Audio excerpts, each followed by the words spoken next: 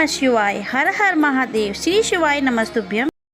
प्रयास करना जब जब जिस जिस महीने में जो जो प्रदोष पढ़ा करे, जब प्रदोष पढ़े बन सके 1 बेलपत्र, बन सके 5 बेलपत्र, शमी पत्र, हरे मुंह,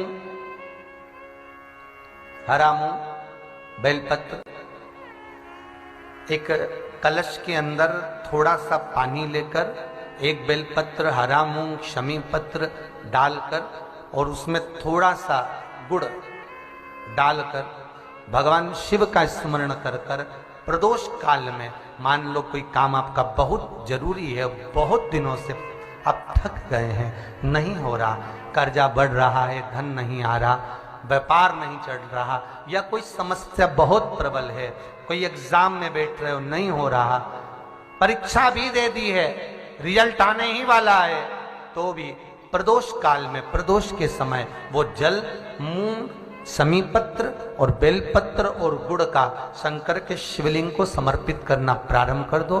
2 या 3 प्रदोष करोगे, बाबा आपकी मनोकामना शीघ्र पूर्ण कर देगा। 2 या 3 करोगे, बाबा करेगा। प्रदोष के दिन यदि आपको कहीं से शमी पत्र मिल जाए, प्रदोष के दिन यदि कहीं से आपको शमी पत्र मिल जाए और प्रदोष काल में, प्रदोष का जो समय होता है, शाम का जो समय होता है प्रदोष काल, 4 प्रदोष 5 प्रदोष आप कर देखिएगा कि आपका कोई काम है, कोई नौकरी के लिए आप अप्लाई कर रहे हैं, कोई समस्या बड़ी विकट आ गई है, कोई तकलीफ, बड़ा गला पकड़ रहा है बेटा, कोई तकलीफ विकट आ गई है, कोई समस्या विकट आ गई है, प्रदोष के प्रदोष काल में अगर एक शमी पत्र भी आप घर के शिवलिंग को, अब ये करने के लिए आपको मंदिर पे शिवलिंग नहीं जाना, अपने घर में जो शिवलिंग, चाहे वो स्फटिक का हो, पारद का हो, कंकर शंकर का हो, लकड़ी का हो, जो शिवलिंग तुम्हारे घर में, कांच का हो, चाहे वो नर्मदा के कंकर का हो, नर्मदेश्वर हो, पाषाण का हो, जो शिवलिंग, चांदी का हो, सोने का हो, तांबे का हो, पीतल का हो, जो शिवलिंग तुम्हारे,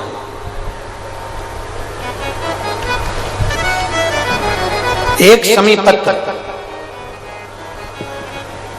यदि आप भगवान शंकर के शिवलिंग पर समर्पित कर रहे हो और उस शमी पत्र को उठाकर रात्रि को 9:15 की जो एक मुहूर्त होता है, एक समय होता है, जिस समय पर हम अपने मन की बात भगवान शंकर को कहते हैं, पूर्व में भी इसका वर्णन हम कर चुके हैं कथाओं में। उस 9:15 पर वो शमी पत्र को उठाकर एक कागज में, एक कटोरी में उसको रखते थे। 4 या 5 प्रदोष के उस शमी पत्र को अपने पास में रखिए और जिस कार्य के लिए जा रहे हो उसको जेब में ऊपर के भाग में उसको रखकर लेकर जाइए, आपका वो कार्य सफल होकर ही रहेगा, वो रुक नहीं सकता। उस शमी पत्र में इतना बल होता है, प्रदोष का जो शमी पत्र होता है वो बड़ा बलवान होता है, बड़ा बल। मछली पकड़ने का जाल इंसान बना सकता है और उसमें मछली पकड़ सकता है। देव अधिदेव महादेव को पकड़ने का जाल इंसान नहीं बना सकता, वो तो शंकर देव अधिदेव महादेव किसी के दिल में आकर बैठ जाते हैं तो वो हृदय के जाल में शंकर को पकड़कर अपने दिल में बिठा लें।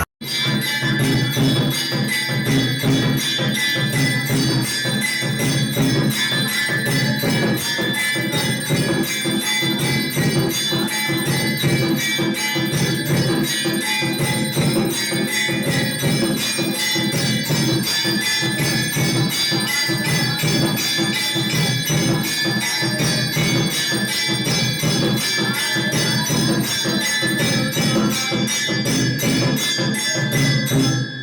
गृहाण देवेशो त्रैलोक्यं निमृतं भक्त्या दीपं प्रवक्षं दिवाकमात्मे कायमां विजागोरा दीपज्योतिर्नमोस्ते दीपं दृश्यां दीपान्ते आत्मनन्दनं समर्पयामि मध्ये मध्ये पानीं जलं समर्पयामि कर्पूरगौरं कनावितारं संसारे सारं भुजगेन्द्रहारं सदा वसन्तं हृदयारविन्दे भवं भवानी सरितं नमामि माता च पिता तमेव त्वमेव बन्धुसखा तमेव त्वमेव विद्याधनं तमेव त्वमेव शरणं मम देवदेव त्वमेव शरणं मम देवदेव।